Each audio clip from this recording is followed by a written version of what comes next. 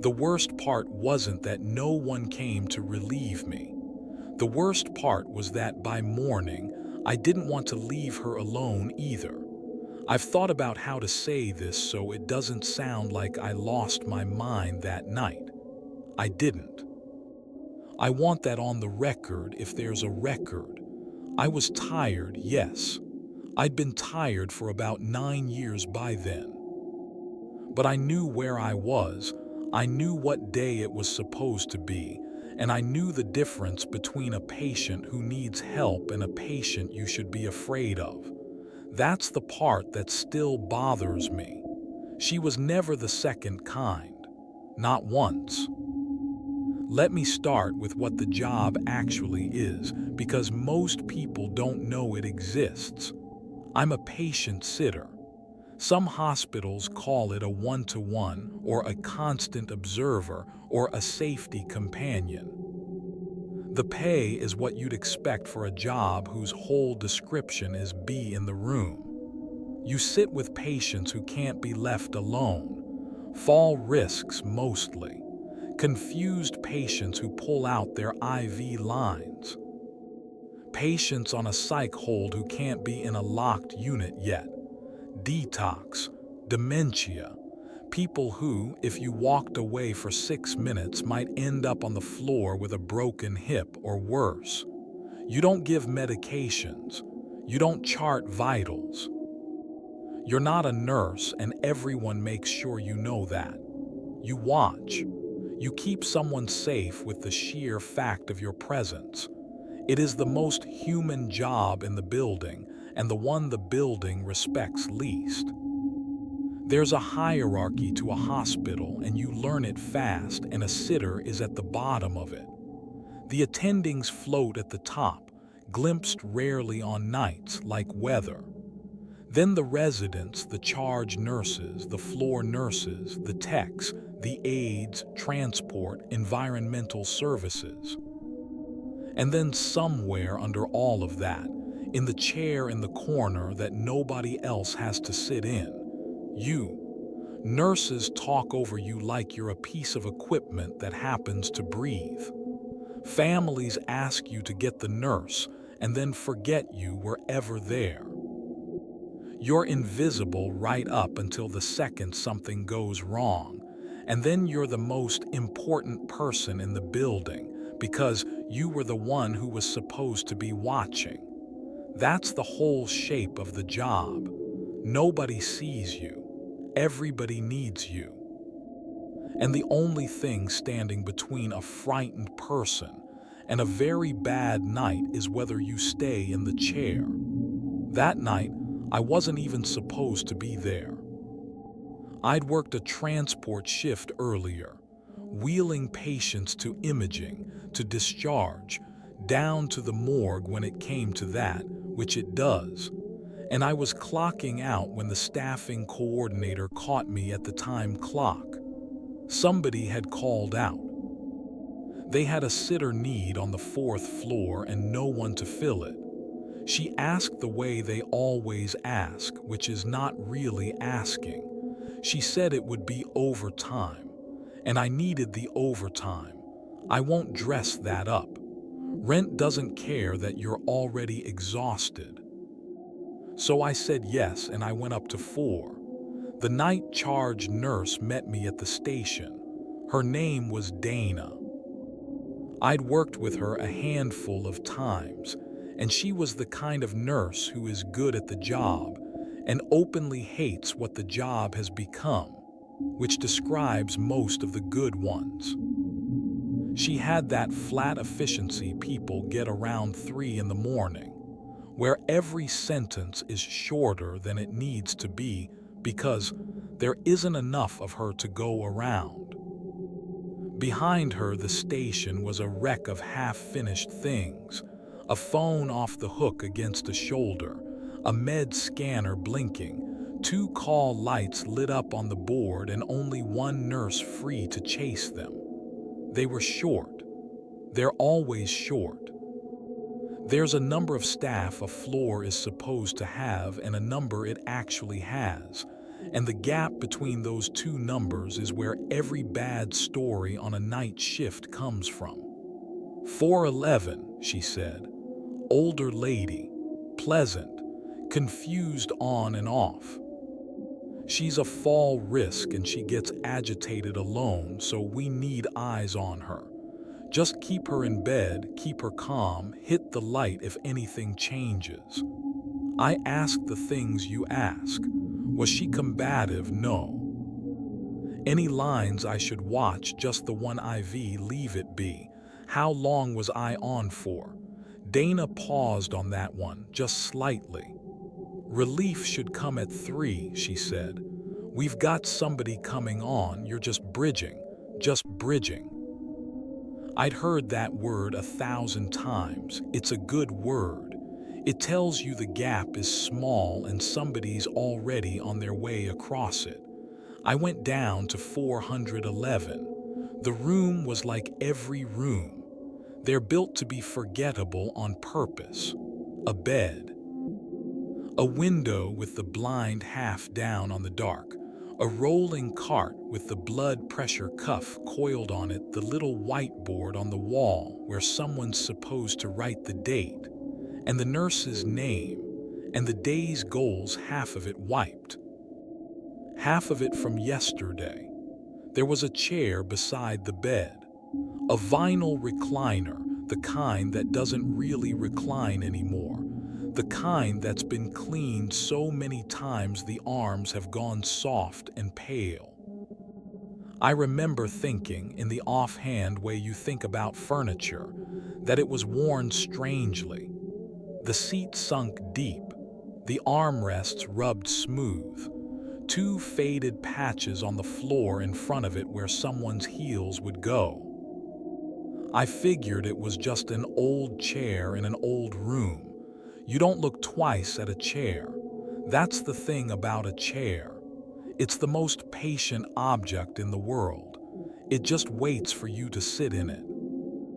The fluorescent panel overhead had that very faint buzz they all have. The sound you stop hearing after 10 minutes and then can't stop hearing once you notice it again. And there was the patient. She was small in the bed the way old women get small. Not frail exactly, just reduced, folded down to the essentials. White hair gone fine as thread. Her hands were on top of the blanket and she was awake, watching the door, and when I came in her whole face changed, relief, just plain relief, the look of someone who'd been bracing and could stop. Oh, she said, there you are. Not who are you. There you are, like I was late. I almost apologized. I introduced myself. I told her I'd be sitting with her for a while, keeping her company, making sure she had what she needed. I pulled the chair a little closer, the way you do, so you're at her level and not standing over her like an inspection.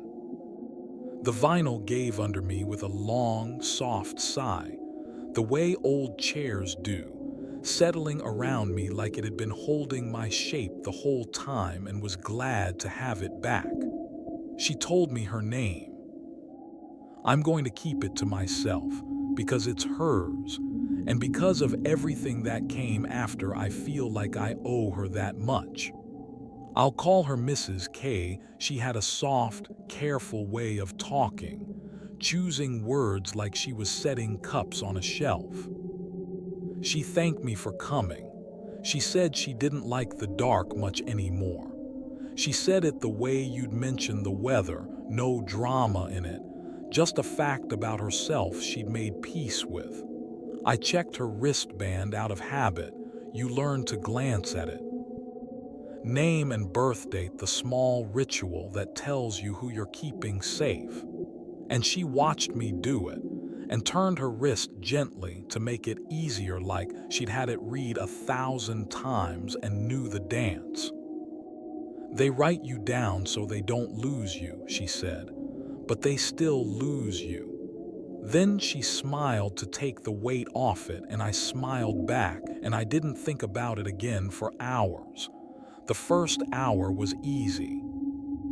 It was, honestly, the easiest sit I'd had in months. She didn't try to climb out of bed. She didn't pull at the IV.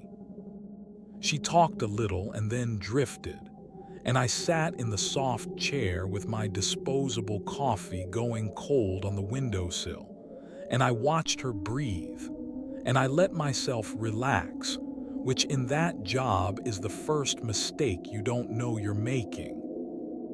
Out in the hall, the ordinary night sounds carried in, the muffled chime of a call light somewhere, the squeak of a med cartwheel, two aides laughing low about something near the linen closet, the long pneumatic hush of the unit doors opening and closing for someone. The sounds you stop hearing, the sounds that tell you the world is still out there doing its work with you in it. Around 2:30, she woke up and asked me, very politely, if I was the one who was going to stay. I said I'd be here until my relief came. I said it the way you say it, the automatic way, and she nodded slowly and looked at the door and didn't say anything else for a while. Then, almost to herself, she said, "The chair's the important one. Not the bed. People always think it's the bed." I asked her what she meant, and she just patted the blanket and closed her eyes. And I wrote it down in my head under the heading of things confused patients say, which is a long heading, and I let it go. At 3, I started watching the door myself. Nobody came. This is the part where I want to be honest about how ordinary it felt at first, because that's what made it possible. Relief being late is not unusual. It is, in fact, the normal state of the world on a night shift. Sitters are the lowest priority in the building. If there's a code, if there's a fall, if there's a patient trying to leave against medical advice, every warm body on the floor gets pulled to that, and the sitter on a quiet, stable patient is the last thing anyone thinks about. So when 3 o'clock slid past, I didn't feel anything except the small, dull annoyance of someone whose shift is going to run long. I ran the explanations the way you do, almost without thinking. The new sitter's stuck in traffic. The new sitter clocked in and got grabbed for a fall on another floor. The new sitter's at the station getting report and Dana's drowning and hasn't sent her down yet. Every one of those things happens every night. None of them is a story. That's what I told myself, and it was all true, and being true is exactly what made it work. I'm allowed to leave the room briefly if the patient is stable, and I let the station know. I didn't even need to. Around 3:15, I leaned out the door and looked down the hall toward the nurse station, and I could see Dana there on the phone, and another nurse moving fast with a stack of warm blankets, and the floor had that particular 3 a.m. hum of quiet emergency where nothing looks dramatic but everyone's moving like the air is heavier than it should be. I caught Dana's eye and held up 3 fingers and tapped my wrist. The universal sitter sign. Where's my relief? She held up 1 finger, 1 minute, or 10. Or the thing that 1 finger always means, which is not now. I went back in. Mrs. K was awake. "Did they come?" she asked. "Not yet," I said. "Soon." She watched my face when I said it. I remember that. She watched my face the way you watch someone you've decided not to believe yet, gently giving them the chance to be right. "That's what they always say," she said. "Soon." I asked her what she meant. The others, she said. The ones who sat with me. They all said soon. Now, I want to be careful here because this is exactly the moment where, if you've watched too many of these stories, you start hearing music. You think, she knows something. And she did, but not the way you're thinking. Confused patients say things like this constantly. They blend the people in front of them with the people from 40 years ago. A sitter from earlier in the week becomes the others. A daughter who visited at noon becomes someone who was here all night. It doesn't mean anything. It's just the way the mind frays. I'd heard 100 patients say 100 things that sounded like prophecy and were just the static of a tired brain. So I didn't get scared. I got tender, which is worse, because tenderness is the thing that keeps you in the chair. I told her I was here now, and that's what mattered. She reached out and put her hand on mine where it rested on the bed rail. Her hand was cool and very light, almost nothing, and she said, "You won't go without telling me. Will you? People go without telling me. They say they're getting coffee." I said I wouldn't. I meant it as the small kindness you offer a frightened old woman at 3 in the morning. I didn't understand I was making a promise. You never do at the time. That's the whole trick of it. The trap doesn't look like a trap. It looks like the decent thing to say. By 4, I was actively uneasy, and I couldn't have told you why. It wasn't anything I could point to. The hallway had gone quieter. That should have been a relief. Quiet means stable. Quiet means no one's crashing. But it had gone quiet in a way that felt less like calm and more like a held breath. The med cart wheel had stopped squeaking. The aides by the linen closet had stopped laughing. The pneumatic hush of the unit doors, which goes off every few minutes all night long, had simply stopped, and I only realized it had stopped because I caught myself waiting for it. The way you wait for the second shoe to drop and it doesn't, and doesn't, and doesn't. I pressed the call light at one point just to ask about my relief, and the little light over the door came on, and I heard the soft chime out at the station, and nobody came. That happens. It happens all the time. But I sat there watching that lit up button and counting, and I got to about 400 before I made myself stop counting, because the number was starting to mean something I didn't like. A nurse passed the door once. I saw her go by, left to right, scrubs and a ponytail, the right speed, everything normal. I said, "Excuse me," and stood halfway up.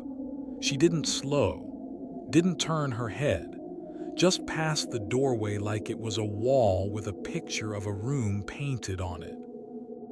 People are tired on nights. People tune things out. I've walked past plenty of rooms myself without registering a voice. I told myself that. I told myself a lot of things in that chair, and the telling worked for a while, the way it does. The clock on the wall said 3:14. I'd noticed it earlier and assumed it was stopped. Hospital clocks die all the time and nobody fixes them. You learn to ignore them and use your phone. But my phone, I want to be precise about this, because it's the kind of detail that gets exaggerated and I won't exaggerate it.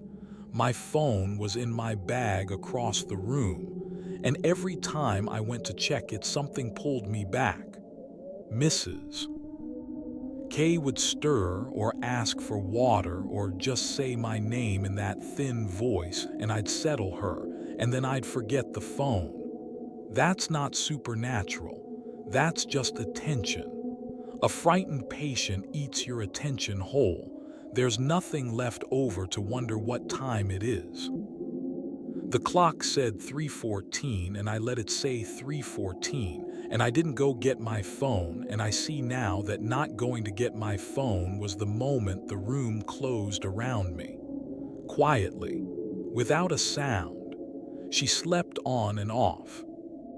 When she was awake, she talked, and the talk was the thing that started to get under my skin, not because it was menacing, but because it was so exactly aimed. She knew I was tired. Fine, anyone could see that. But she knew I'd worked a shift before this one. She said, "You came up from downstairs, didn't you? You were already done." I hadn't told her that. She knew I needed the money. "You didn't want to be here. You needed to be here. That's different. I can always tell the difference." She said it without any cruelty. She said it the way your grandmother might.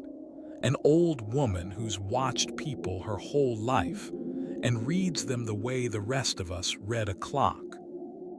She got quiet for a while after that, and then she said, so softly I almost missed it, "I had people, you know. I wasn't always the one in the bed. I sat with my mother at the end.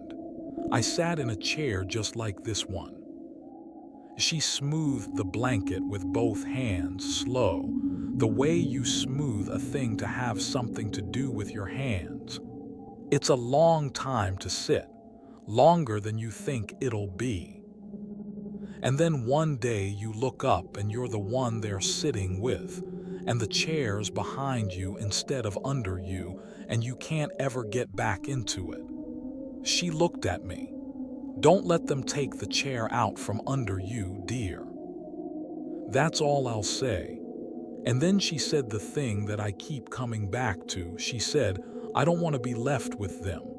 I asked her who. I asked it lightly. Patients say them about all kinds of things, the aides, the doctors, the dead husband, the shadows in the corner that aren't there. She didn't answer who. She looked at the door, and then she looked at the corners of the room, the high corners where the wall meets the ceiling, the way a child does, and she said, "They don't hurt you. They just wait. They wait until there's no one in the chair. And then it's your turn to be the one they're waiting on. I am not going to tell you I saw anything in those corners. I didn't. There was nothing there. The fluorescent light buzzed and the corners were just corners. But I felt the back of my neck go cold, and it wasn't because I believed her. It was because she believed her completely. And there is something about absolute belief at 4 in the morning in an empty wing that gets into you whether you consent or not. I decided to leave. Not abandon her, I want to be clear. Even now, even after everything, I wasn't going to abandon her. I was going to walk to the station in person and stand there until someone told me when my relief was coming. And if no one could tell me, I was going to call the coordinator myself and say I'd been on for going on 16 hours and I was at the end of what a body can do. That's a reasonable thing. That's a thing I'd done before. And here's the part I keep having to say out loud to myself, even now. I had the right. A sitter is allowed to be relieved. There are rules about hours, about fatigue, about how long a body can be responsible for another body before it stops being safe for either of them. I wasn't trapped by any of those rules. The rules were on my side. I was allowed to stand up. I was allowed to walk out. There was nothing on this earth that said I had to stay in that chair 1 minute longer than I could bear. I stood up. My knees made the sound knees make after too long in a chair. I told her gently, that I was going to step out for just a minute, just to the station, and I'd be right back. And I'd tell her before I went, and I'd tell her the second I returned, exactly like I'd promised. She didn't scream. I want you to understand she never once did anything dramatic. That would have been easier. If she'd grabbed me, if she'd shrieked, I could have called it agitation and pressed the light and made it someone else's problem. Instead, her face just fell, all the way. Like a building coming down slowly, floor by floor. And she said very quietly, "You said you wouldn't, you said you'd tell me before, you're telling me, so now you're going." "I'm coming back," I said. "They always come back," she said. "I sit here and I wait, and they always say they're coming back, and the chair stays empty. And the light goes off over the door, and nobody comes, and nobody comes, and the clock doesn't move. And I am so tired of being the one they leave." Her voice didn't rise. It just thinned, stretched like it was being pulled from a long way off. "Please, please don't make me the one in the bed who waits. Sit down, just sit down. You don't have to do anything, you just have to be in the chair." And here is the thing I have never been able to explain to anyone who wasn't there, and barely to myself. I sat down. I sat down because leaving felt unbearable. Not dangerous, unbearable. The image of her in that bed, in that buzzing light, watching the door for the rest of whatever night this was. Alone, terrified, having been promised and abandoned by every single person who'd ever sat in this chair. I could not be one more of them. It wasn't fear of her. It was the opposite. It was that staying was the only decent thing and leaving was the cruelty. And I have spent my whole working life being the person who does the decent thing in the room nobody else wants to be in. And that is exactly precisely the thing they used to keep me there. Not a lock, not a monster. My own decency turned around and pointed back at me like a key. So I sat. And the night did not end. I knew morning should be coming. There's a feeling to a hospital near dawn. The day shift starts to trickle in. You hear the elevators run more often. The breakfast carts rattle somewhere far off. The light in the window goes from black to that bruised gray. None of that came. The window stayed black. The blind hung over a dark that didn't lighten. The elevators didn't run. The carts didn't rattle. The light kept buzzing and the clock kept saying 3:14, and Mrs. K slept and woke and slept and woke. And each time she woke, she looked first at the chair to see if I was still in it. And when she saw me, her face did that thing again, that pure relief. And each time it tied the knot a little tighter. Because how do you stand up from a chair when the only thing keeping a frightened old woman from the dark is the fact that you're sitting in it? I'm not going to tell you how long it was. That's the part I can't give you because I genuinely don't know. Long. Long enough that the cold coffee on the windowsill grew a skin and I drank it anyway for something to do, and it tasted like nothing. Long enough that hunger came and went and came back wrong. Long enough that I stopped feeling tired and arrived somewhere past tired. A flat, scoured place where you don't have feelings so much as you have weather. Long enough that my hands, with nothing else to do, started worrying at the armrests the way hands do, and that's how I started to notice the chair. I noticed it because I'd been gripping the armrests, and under my right hand I felt grooves. I turned my hand over and looked. The vinyl on the underside of the armrest where it curls under and nobody cleans was scratched, not randomly, lines. The kind people make with a thumbnail or a pen cap when they're sitting somewhere too long and their hands need something to do. Tally marks, some of them. Little fives, 4 lines and a slash. A lot of fives. And under those, scratched deeper, older words. Initials. A few first names. One that just said in shaky capitals, "Come back." I leaned down slowly so I wouldn't wake her, and I looked at the floor beside the chair.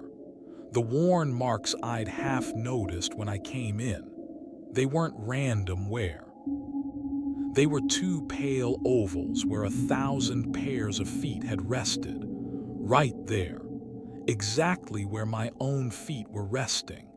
Ground into the floor by people who had sat in this chair as long as I had and longer. And the chair arms, soft and pale where I'd thought it was just cleaning, it was hands. It was hands. It was everyone who'd held on. I understood it then, the way you understand a thing in your body before your mind agrees to it. The others were real. She hadn't been confused. Every sitter who'd come into this room had been told relief was coming at 3. And relief had not come, and they'd been kind. And the kindness had kept them in the chair, and the night had stretched, and the clock had stopped. And one by one they had, I don't have the word, stayed. They had stayed, until they couldn't tell anymore whether they were the one in the chair or the one in the bed. I looked at Mrs. K, and for one terrible second I thought, how do I know she was ever the patient? How do I know she didn't come in here years ago, a tired, underpaid woman who needed the overtime, and sit down beside someone frightened and stay? Then there was a knock at the door. I cannot describe what that sound did to me. After all that silence, after the call light that no one answered and the nurse who passed like a wall, a knock, a real, ordinary knuckles-on-wood knock, was the most beautiful thing I had ever heard. Relief. Relief had come. Late, so late, impossibly late, but here, finally, the bridge complete. Someone crossing it to take the chair so I could stand up and walk out into a morning that had to exist somewhere past that door. The door opened. A woman came in. Younger than me, in fresh scrubs, with a lanyard and a disposable coffee cup and that bracing, slightly lost look of someone who's been pulled in to cover a shift she didn't plan on. A sitter. A new sitter. She looked at me and she looked at Mrs. K asleep in the bed, and she looked at the chair and she said the thing. She said, "Hi, sorry, they're slammed out there. They told me you'd show me what to do." And Mrs. K woke up. And she looked at the door, at the new woman standing there tired and decent and needing the money. And her whole face changed. Relief. Just plain relief. The look of someone who'd been bracing and could stop. "Oh," Mrs. K said, "there you are." I'm telling you all of this because I did finally stand up from that chair. I want that understood. When the new sitter came in, I stood up and my knees made the sound knees make, and I picked up my bag and I walked to the door. And I stepped out into the hallway, and the hallway was bright and ordinary, and there were breakfast carts, and the elevators were running, and the window at the end of the corridor was full of gray morning light. I clocked out. I went home. I slept. None of the impossible things followed me out of the room. There is no record that says otherwise. There is no clever twist where my name turns up somewhere it shouldn't. It was just a long, hard, ordinary night, and then it was morning and I left. That's what I tell people. Here is what I don't tell them. When I stood up to leave, I looked back the way you do, one last look at the patient to make sure she's settled. And the new sitter had already taken the chair. She'd already sat down. She was leaning toward Mrs. K with that soft, attentive tilt we all learn, and Mrs. K had her cool, light hand on the back of the young woman's hand, and she was saying something low, and I watched the young woman's face do the thing. Soften, open, reach toward the frightened old woman in the bed with everything decent in her, the way I had, the way the one before me had, the way the name scratched under the armrest had, all of us so kind. And I didn't warn her. I want you to understand that I didn't warn her. I told myself there was nothing to warn her about, that I was exhausted and rattled, and seeing patterns in scratch marks that a tired old woman's confused talk had gotten into my head. That the only sane and adult thing to do was to take my relief and go home and never work that floor again. I even half turned in the doorway with the words ready, something simple. The clock's broken. Don't trust the clock. Check your phone, anything. The young woman glanced up at me, waiting, polite, ready to be told what to do, the way I'd been ready. The way you're always ready on your first night in a room. And the words didn't come out. But that's not the real reason I didn't warn her. The real reason is that someone had to be in the chair. And as long as it was her, it wasn't me. I felt it the second she sat down, the knot loosening, the night letting go of me. The morning opening up at the end of the hall. And I knew the way you know a thing in your body before your mind agrees to it, that I was only free because she wasn't. That the door only opened for me because someone else had walked through it to take my place. That the kindest thing, the decent thing, the thing I'd built my whole working life on, would have been to grab her by the arm and say, don't sit down, don't hold her hand, don't promise her anything. Get out while the light's still gray in the window. I didn't say it. I picked up my bag. I let the decent young woman take the chair, and I walked out into the morning that someone else had paid for. No one ever locked that door. That's the part I can't get past. The whole time, all those hours, the door was never locked. I could have walked out any minute. There was no monster, no rule, no force holding me in that chair. There was only a frightened woman who didn't want to be left alone, and me, and the promise I made without knowing it was a promise, that I wouldn't go without telling her, that I'd come back, that I'd stay. I kept it as long as I could. And then I found someone kind enough to keep it for me.